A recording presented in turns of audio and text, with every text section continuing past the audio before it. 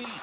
Mr. Speaker, let's take a look at the qualifications required to be appointed Vice Chair of the CRTC. Extensive knowledge of the legislative framework and mandate of CRTC, an understanding of the relevant global, societal, economic trends, stakeholder concerns, the government's policy agenda, and how it relates to the CRTC. Knowledge of the regulatory environment for broadcasting and telecommunications industries. Knowledge of broad issues related to media convergence.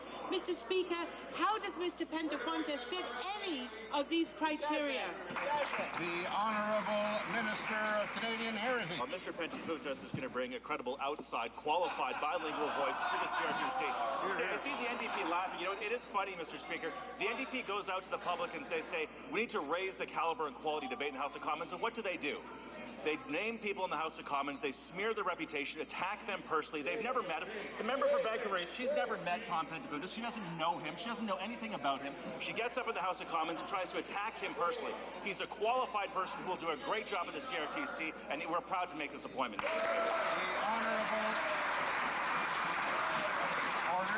The Honourable Member for Timmins, James Bay. Mr. Speaker. There was a very clear vetting process for choosing the Vice Chair of Broadcast for the CRTC, and Mr. Pentafontes failed on every count.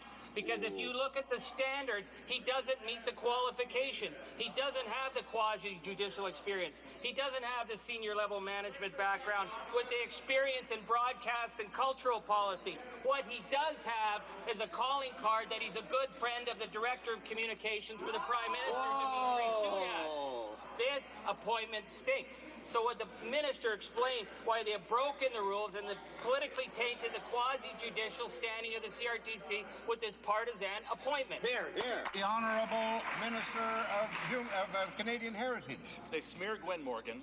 They attack Nigel Wright. They attack Tom Pentafontes. These are outstanding people who will do a great job in the civil service. We need to draw good people into public life, Mr. Speaker. Tom Pentafontes, he says he doesn't have experience. Another way of saying that, Mr. Speaker, is that he has no conflicts of interest. He's not wedded to any of the stakeholders who come before the CRTC, who are dealing with important issues of convergence and copyright, dealing with issues of digital transition. He doesn't have any of those conflicts of interest. He's a qualified, effective, bilingual, thoughtful person who will do a great job at the CRTC. The Honourable Member for Timmins, James Bay. Oh, Mr. Speaker, the contempt for due process is so obvious it's wafting off the benches. This government has intervened and undermined again and again in the CRTC, but in the case of Pentafontes, they not only broke the vetting process, they did it with the direct intervention of the PMO. So now we have the political strings of the Prime Minister directly at the senior level of the CRTC. Tom Pentafontes is not qualified for this post. He has no independent, credible standing to oversee a body that deals with $60 billion industry. Why has this government undermined the CRTC and not followed the fair process in place to ensure an adequate candidate with regulatory backup? Order. The Honourable Minister of Canadian Heritage. The member for Timmins, James Bay, talks about undermining the CRTC. Last week, this member asked this government to interfere in 2 different CRTC decisions. He talks about the importance of the independence of the CRTC, but he's asking this government to get more involved in the CRTC's daily affairs than ever before, Mr. Speaker.